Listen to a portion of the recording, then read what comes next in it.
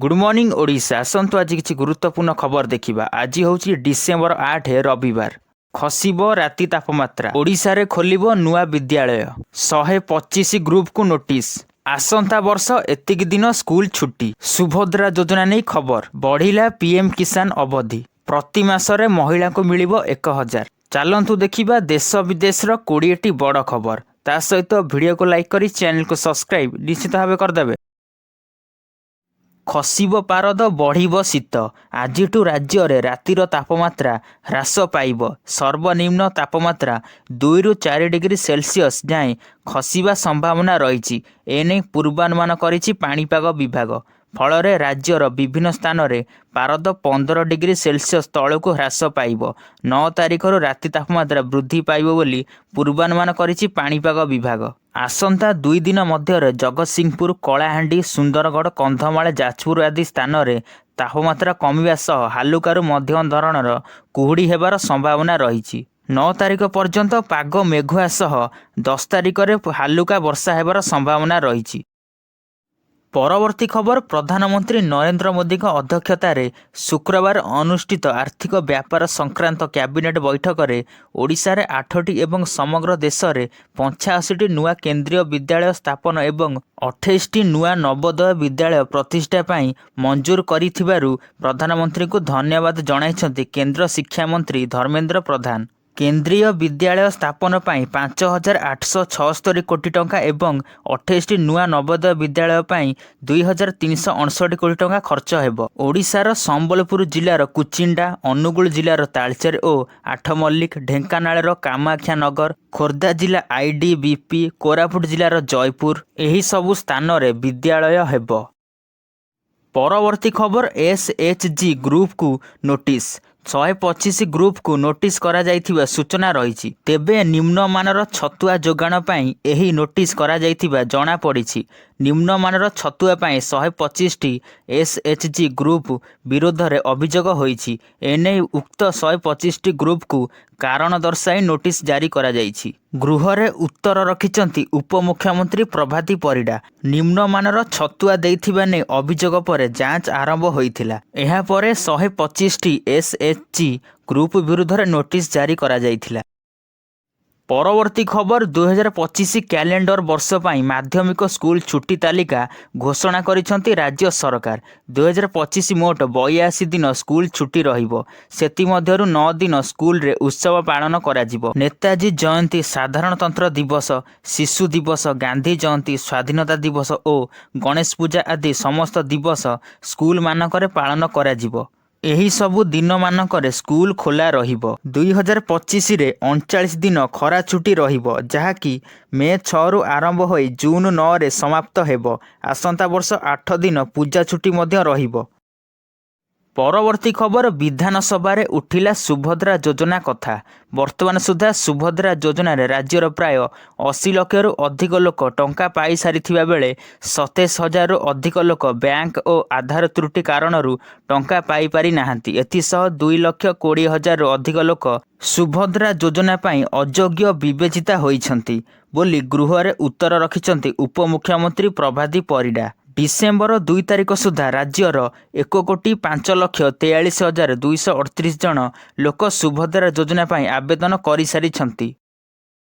परवर्ती खबर। पीएम किसान स्वतंत्र अभियानर अवधि वर्तमान वृद्धि पाइछि। एने कृषि विभाग ओडिशा पक्षरु सूचना जारी करा जाइछि। सूचना अनुसार एही पीएम किसान स्वतंत्र अभियानर अवधि 31 डिसेम्बर 2024 पर्यंत वृद्धि करा जाइछि। तेबे जेउ योग्य चाषी कृषक माने एपर्यंत यही अभियान पाई पंजीकृत करि नाहांती सेमानक पाई एहा एक विशेष खबर। सूचना जारी करा जाई कुहा जाइछि जे जेउ भाई भौणी माने एपर्यंत पंजीकृत करि नाहांती सेमाने cm kisan.odisha.gov.in लिंक रे पंजीकृत करंतु किंबा निकटस्थ जनसेवा केंद्र सह सहयोग लोडंतु। परवर्ती खबर। महिला को सशक्तिकरण करने पाई सरकार विशेष गुरुत्व देउछंती। सुभद्रा योजना एवं अन्य योजना जरिया महिला को आर्थिक सहायता जोगाई देउछंती सरकार। सेभली एक योजना वर्तमान आसीछि जेउथिरे एही योजना रे मासिक 1,000 टंका पाइबे महिला हिताधिकारी। ପ୍ରତ୍ୟେକ ମାସର 15 ତାରିଖରେ ମହିଳାଙ୍କ ଆକାଉଣ୍ଟକୁ 1,000 ଟଙ୍କା ଲେଖାଏଁ ପଠାଇବେ ସରକାର। ଏହି ଟଙ୍କା ସୁଭଦ୍ରା ଯୋଜନା ଭଳି ସିଧାସଳଖ ହିତାଧିକାରୀଙ୍କ ବ୍ୟାଙ୍କ ଆକାଉଣ୍ଟକୁ ଯିବ। ଝାଡ଼ଖଣ୍ଡ ସରକାର ଏହି ନୂଆ ଯୋଜନା ଆରମ୍ଭ କରିଛନ୍ତି। ଏହି ଯୋଜନା ଝାଡ଼ଖଣ୍ଡ ମୁଖ୍ୟମନ୍ତ୍ରୀ ମୟା ସମ୍ମାନ ଯୋଜନା ନାମରେ ପରିଚୟ ପାଇଛି। ପରବର୍ତ୍ତୀ ଖବର, ରାଜ୍ୟରେ ବଢ଼ୁଛି ମଦ ବିକ୍ରି। ବିଧାନସଭାରେ ଲିଖିତ ଉତ୍ତର ରଖିଛନ୍ତି ଅବକାରୀ ମନ୍ତ୍ରୀ ପୃଥ୍ୱୀରାଜ ହରିଚନ୍ଦନ। ମନ୍ତ୍ରୀଙ୍କ ଉତ୍ତର ଅନୁଯାୟୀ ଗତ ବର୍ଷ 2022-23ରେ 5,83,84,000 ବିଦେଶୀ ମଦ ବିକ୍ରି ହୋଇଥିବା ବେଳେ 2023-24ରେ 5,88,85,000 ବିଦେଶୀ ମଦ ବିକ୍ରି ହୋଇଛି। ବରଗଡ଼ ଜିଲ୍ଲାରୁ ଆସିଛି ସର୍ବାଧିକ 124,99,00,000ର ଅବକାରୀ ରାଜସ୍ୱ। ପରବର୍ତ୍ତୀ ଖବର, ଭାରତରେ କ୍ୟାନ୍ସର ମାମଲା ଲଗାତାର ବଢ଼ିବାରେ ଲାଗିଛି। ଇଣ୍ଡିଆନ୍ କାଉନସିଲ୍ ଅଫ୍ ମେଡିକାଲ ରିସର୍ଚ୍ଚର ନ୍ୟାସନାଲ କ୍ୟାନ୍ସର ରେଜିଷ୍ଟ୍ରି ଡାଟାରୁ ଏହା ଜଣାପଡ଼ିଛି। ଏହା ଅନୁସାରେ 2023ରେ ଦେଶରେ କ୍ୟାନ୍ସର ରୋଗୀଙ୍କ ସଂଖ୍ୟା 15 ଲକ୍ଷ ଯାଏଁ ପହଞ୍ଚିଛି। ଏହା ବ୍ୟତୀତ ହଜାର ହଜାର ମାମଲା ଏପରି ଥିବ ଯାହା ଏଥିରେ ସାମିଲ ନାହିଁ। କ୍ୟାନ୍ସର ରୋଗର ଚିକିତ୍ସା କରୁଥିବା ଡାକ୍ତରଙ୍କ ମତରେ ଏହି ବିପଦ ଲଗାତାର ବଢ଼ିବାରେ ଲାଗିଛି। 2022 ତୁଳନାରେ 2025ରେ କ୍ୟାନ୍ସର ମାମଲା 10% ଯାଏଁ ବୃଦ୍ଧି ପାଇବାର ସମ୍ଭାବନା ରହିଛି। କ୍ୟାନ୍ସର ଚିହ୍ନଟ ପାଇଁ ଏବେ ଉନ୍ନତ ଡାଏଗ୍ନୋଷ୍ଟିକ୍ ପ୍ରଣାଳୀ ରହିଛି, ଯାହାଦ୍ୱାରା କ୍ୟାନ୍ସର ରୋଗୀ ଚିହ୍ନଟ ହେବେ। ପରବର୍ତ୍ତୀ ଖବର, ରାଜ୍ୟ ସ୍ୱାସ୍ଥ୍ୟ ଓ ପରିବାର କଲ୍ୟାଣ ବିଭାଗ ଅଧୀନରେ ନିଯୁକ୍ତି ପାଇବାକୁ ଥିବା ସାଇକିଆଟ୍ରିକ୍ ସୋସିଆଲ ୱାର୍କର ପଦକୁ ନେଇ ଆସିଛି ଏକ ବଡ଼ ଅପଡେଟ୍। ଆସନ୍ତା 22 ତାରିଖ ଦିନ ଏହି ପଦ ପାଇଁ ଲିଖିତ ପରୀକ୍ଷା ଅନୁଷ୍ଠିତ ହେବ। ଭୁବନେଶ୍ୱର ଜୋନ୍ରେ ଏହି ପରୀକ୍ଷା ଅନୁଷ୍ଠିତ ହେବ। ସକାଳ 10ଟାରୁ 11:30 ପର୍ଯ୍ୟନ୍ତ ପରୀକ୍ଷା ଚାଲିବ। 17 ତାରିଖ ପରଠାରୁ ପ୍ରାର୍ଥୀମାନେ ନିଜ ନିଜର ଆଡମିଟ୍ କାର୍ଡ଼ ଡାଉନଲୋଡ୍ କରିପାରିବେ। ଏଥିରେ 13ଟି ପଦ ପୂରଣ ହେବ। ଲୋକାର୍ପିତ ହୋଇଛି କଟକ ରେଳ ଷ୍ଟେସନ ପୂର୍ବ ଫାଟକ। ଏହି ଅତ୍ୟାଧୁନିକ ପ୍ରକଳ୍ପକୁ ଉଦ୍ଘାଟନ କରିବେ ରେଳମନ୍ତ୍ରୀ ଅଶ୍ୱିନୀ ବୈଷ୍ଣବ। ପ୍ରାୟ 15 କୋଟି ଟଙ୍କା ବ୍ୟୟରେ ନିର୍ମିତ ହୋଇଛି ଏହି ବୃହତ୍ ପ୍ରକଳ୍ପ, ଯେଉଁଠି ରେଳଯାତ୍ରୀମାନେ ଅତ୍ୟାଧୁନିକ ସେବା ପାଇବେ, ଯେଉଁଠି ଏକକାଳୀନ 200ରୁ ଊର୍ଦ୍ଧ୍ୱ ଯାତ୍ରୀ ବସିପାରିବେ। ପ୍ଲାଟଫର୍ମରେ ଯିବା ଆସିବା ସହିତ ପାହାଚ ସହିତ ଦିବ୍ୟାଙ୍ଗମାନଙ୍କ ପାଇଁ ଲିଫ୍ଟ ବ୍ୟବସ୍ଥା ରହିଛି। ଏହା ବ୍ୟତୀତ ଅତ୍ୟାଧୁନିକ ଶୌଚାଳୟ ଏବଂ ଶତାଧିକ ଲୋକ ଏକକାଳୀନ ବସି ଖାଇପାରିବା ଭଳି ଭୋଜନାଳୟର ମଧ୍ୟ ସୁବିଧା ଏଠାରେ ରହିଛି। ତା ସହିତ ପ୍ରଧାନମନ୍ତ୍ରୀ ଜନ ଔଷଧ କେନ୍ଦ୍ର ମଧ୍ୟ ରହିଛି। ପରବର୍ତ୍ତୀ ଖବର, ମୟୂରଭଞ୍ଜବାସୀଙ୍କୁ 3 ରେଳ ପ୍ରକଳ୍ପ ଭେଟି ଦେଇଛନ୍ତି ରାଷ୍ଟ୍ରପତି ଦ୍ରୌପଦୀ ମୁର୍ମୁ। ମୟୂରଭଞ୍ଜ ବାଙ୍ଗିରିପୋଷିରେ 3ଟି ରେଳ ପ୍ରକଳ୍ପର ଭିତ୍ତିପ୍ରସ୍ତର ସ୍ଥାପନ ହୋଇଛି। ବାଙ୍ଗିରିପୋଷି ଗୋରୁ ମହିଷାଳି, ବୁଢ଼ାମରା ନ୍ୟୁ ଜାମଶୋଳା ପ୍ରକଳ୍ପ, ବାଦାମ ପାହାଡ଼ କେନ୍ଦୁଝରଗଡ଼ ରେଳ ଲାଇନ୍ର ଭିତ୍ତିପ୍ରସ୍ତର ସ୍ଥାପନ କଲେ ରାଷ୍ଟ୍ରପତି।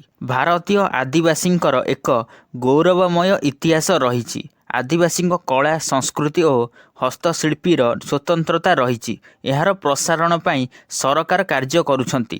ସାନ୍ତାଳୀ ନ୍ୟୁଜ୍ ଖୋଲିବାକୁ ମଧ୍ୟ କହିଛନ୍ତି। ପରବର୍ତ୍ତୀ ଖବର, ଆସନ୍ତା ବର୍ଷ ପ୍ରଥମ ମାସରେ ଭାରତ ଆସିବେ ରୁଷ ରାଷ୍ଟ୍ରପତି ଭ୍ଲାଦିମିର୍ ପୁତିନ୍। ପ୍ରଧାନମନ୍ତ୍ରୀ ନରେନ୍ଦ୍ର ମୋଦିଙ୍କ ନିମନ୍ତ୍ରଣକୁ ରକ୍ଷା କରି ପୁତିନ୍ ଭାରତ ଆସିବେ ବୋଲି ସୂଚନା ରହିଛି। ରୁଷ ୟୁକ୍ରେନ୍ ଯୁଦ୍ଧ ଆରମ୍ଭ ହେବା ପରେ ପ୍ରଥମ ଥର ପାଇଁ ପୁତିନ୍ ଭାରତ ଗସ୍ତ କରିବେ। ରୁଷ ଭାରତ ଶିଖର ସମ୍ମିଳନୀ ଦିଲ୍ଲୀରେ ଆୟୋଜିତ ହେବ, ତେଣୁ ଏଥିରେ ମୁଖ୍ୟ ଅତିଥି ଭାବେ ରୁଷ ରାଷ୍ଟ୍ରପତି ଯୋଗ ଦେବେ। ଅନ୍ୟପଟେ ମସ୍କୋ ଗସ୍ତ କରୁଛନ୍ତି ଭାରତ ପ୍ରତିରକ୍ଷା ମନ୍ତ୍ରୀ ରାଜନାଥ ସିଂହ। ଡିସେମ୍ବର 8ରୁ 10 ତାରିଖ ପର୍ଯ୍ୟନ୍ତ ଅର୍ଥାତ୍ 3 ଦିନ ପାଇଁ ରାଜନାଥ ରୁଷ ଗସ୍ତ କରୁଛନ୍ତି। IRIGC ସମ୍ମିଳନୀରେ ଯୋଗ ଦେବେ ରାଜନାଥ।